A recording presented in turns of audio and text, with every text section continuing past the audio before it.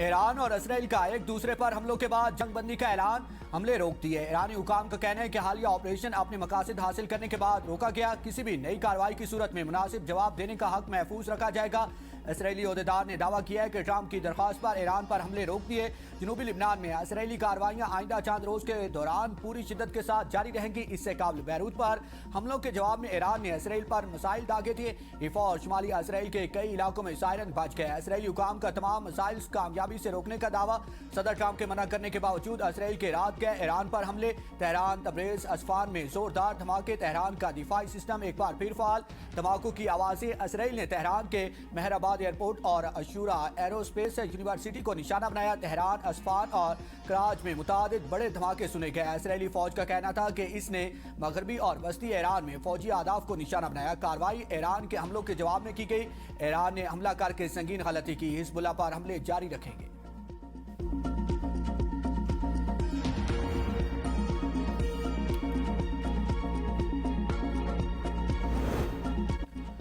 अमन के हवाले से हतमी मुज़ाकरात जारी हैं, तमाम नादानी या हमाकत इसमें रुकावट बन सकती है। सदर ट्रंप का कहना है कि हतमी मुआहिदा होने तक नाकाबंदी बरकरार रहेगी और पूरी शिद्दत के साथ नाफिज रहेगी। मामला तेजी से आगे बढ़ने चाहिए। सदर ट्रंप और इसराइली वज़ीर आज़म के दरमियान राब्ता, खिते की सूरत हाल और ईरान से जंग बंदी पर तबादला ख्याल। ईरानी सदर मसूद पज़ेश्कियान ने अपने दो टोक पैगाम में कहा कि कौमी सलामती पर कोई समझौता नहीं। ईरान धमकियों के सामने नहीं झुकेगा। अवलीन तरजीह कौमी सलामती और आवाम का अमन है। ईरानी कौम के हकूक का भरपूर दिफा करेंगे। सिफारतकारी और दिफा कौमी ताकत के दो अहम सतून हैं। ईरान ने ना ही मुज़ाकरात से पीछे हटा है और ना ही मैदान छोड़ा है। इत्तेहाद, दानिशमंदी और कौमी यकजहती के साथ ईरान इस आजमाइश में भी सुखरू होकर निकलेगा।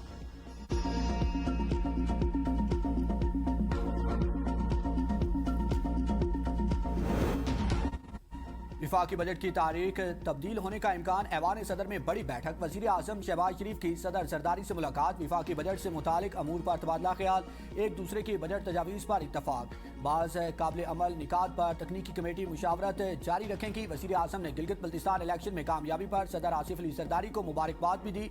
पीपल्स पार्टी ने बजट मंजूरी में हमायत का ग्रीन सिग्नल दे दिया। नायब वज़ीर आज़म इसहाक डार, वज़ारत ख़जाना के हुकाम बिलावल भुट्टो, वज़ीर आला सिंध मुराद अली शाह, नवीद कमर और शहरी रहमान भी मुलाकात में शरीक हुए। Chairman peoples party Bilawal Bhutto की वज़ीर आज़म शहबाज शरीफ से मुलाकात। बजट तजावीज़ और पीपल्स पार्टी के तहफ़्फ़ुज़ात पर तफसीली मुशावरत की गई।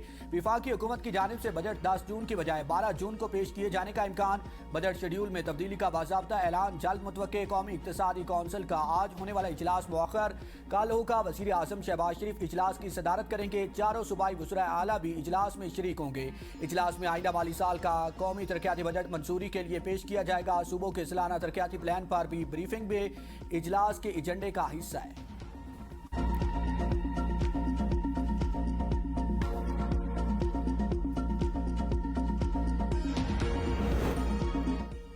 हुकूमती इत्तेहादी जमातों के दरमियान तरक्याती बजट पर इत्तफाक राय हो गया। एहसन इकबाल की तरक्याती बजट से मुतालिक मुज़ाकरात की कामयाबी की तस्दीक। कहा कि PSDP पर हुकूमत और इत्तेहादियों में मामला तय पा गए हैं। विफाक छोटे सूबों पर आइंदा बजट में ज्यादा पैसे खर्च करेगा। सबसे ज्यादा बलोचिस्तान, फिर सिंध, फिर KP पर फंड्स खर्च होंगे।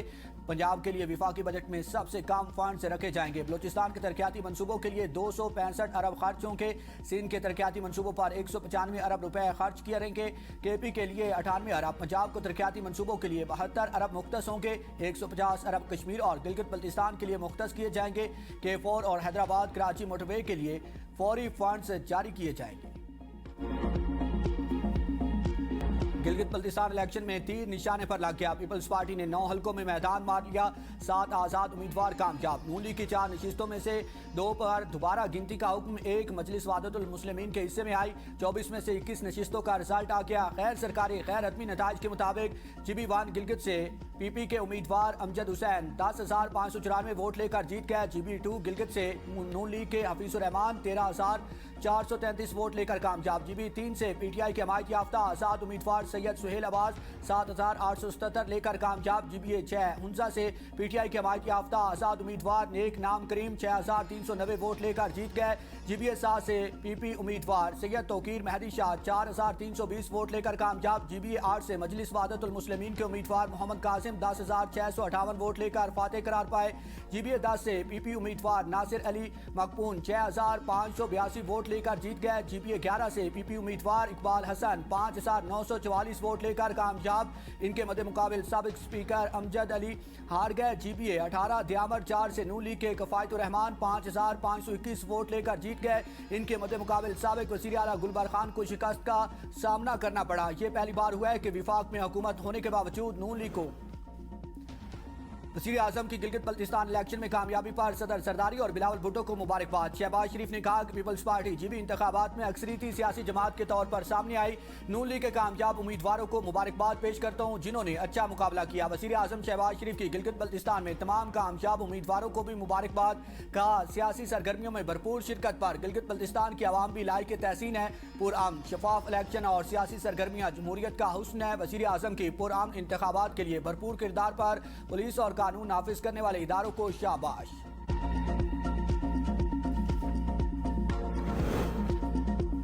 गिलगित बल्तिस्तान इंतखाबात में पीपल्स पार्टी सबसे बड़ी जमात बनकर उभरी। हम हुकूमत बनाने की कोशिश करेंगे। Chairman peoples party Bilawal Bhutto Zardari का एक्स पर बयान। कहा मैं अवाम का उनके एतमाद पर तहदिल से शुक्रगुजार हूँ। जियालों को इस शानदार फतह पर मुबारकबाद पेश करता हूँ। साबिक वज़ीर आज़म राजा परवेज अशरफ की बिलावल भुट्टो और आसफा भुट्टो को मुबारकबाद। कहा कि अवाम ने नफरत और तकसीम की सियासत को मुस्तरद कर दिया। तहरीक इंसाफ का गिलगित बल्तिस्तान की इंतखाबात में धांधली का इल्जाम। व्हाइट पेपर जारी करने का ऐलान। चेयरमैन PTI बैरिस्टर गौर का कहना है कि इंतखाबात में धांधली के खिलाफ एहतजाज और हलफ के दिन गिलगित बल्तिस्तान में यौम सियाह मनाएंगे। वोट डालना, अपने मनपसंद लोगों को पार्लिमान तक पहुंचाना आवाम का हक है। हेरा फेरी करना और लोगों को अपना हक इस्तेमाल करने से रोकना जमहूरियत के खिलाफ साजिश है। इंतखाबात में प्री पोल धांधली की गई। खास मनसूबों के तहत PTI को इस पूरे अमल से बाहर निकाला गया। इस वक्त 70% पाकिस्तानी PTI के साथ हैं। हम इसे जाली और धांधली ज़दा इंतखाबात करार देते हैं। हम 8 नशिस्तों पर 100% जीत रहे थे जिनका फॉर्म 47 मिलना चाहिए था। सेनेट में कायदे हिज़्ब इख्तिलाफ सेनेटर अलामा राजा नासिर अब्बास का कहना है कि गिलगित बल्तिस्तान में धांधली की गई।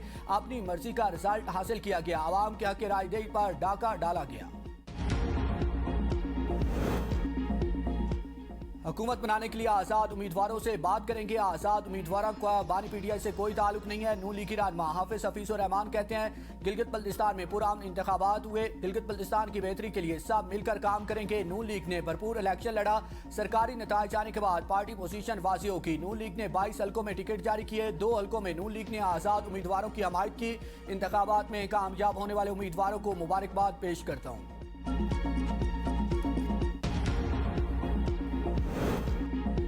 गिलगित बल्तिस्तान के 2 हल्कों में दोबारा गिनती का हुक्म। GB 18 दियामर के 9 पोलिंग स्टेशन पर दोबारा गिनती होगी। साबिक वज़ीर आला गुलबर खान ने दोबारा गिनती की दरख्वास्त दे दी। इलेक्शन कमीशन का तांकीर के 9 पोलिंग स्टेशन के बैलेट पेपर्स दोबारा खोलने का फैसला। तमाम उम्मीदवारों और पोलिंग एजेंट्स की मौजूदगी में दोबारा गिनती होगी। फॉर्म 47 के मुताबिक GB 18 दियामर से मुस्लिम लीग नून के मलिक कफायतुर रहमान कामयाब हुए। GBA 20 खिजर के तमाम पोलिंग स्टेशन और पोस्टल बैलेट्स की दोबारा गिनती का बाकायदा हुक्म जारी। रिटर्निंग ऑफिसर ने यह फैसला मुबैना बेसाब्तगियों की शिकायत पर आज़ाद उम्मीदवार सफदर अली और पीपल्स पार्टी के नसीर अहमद की दरख्वास्त मंजूर करते हुए किया। इस हल्के से नून लीगी उम्मीदवार अब्दुल जहान कामयाब हुए थे।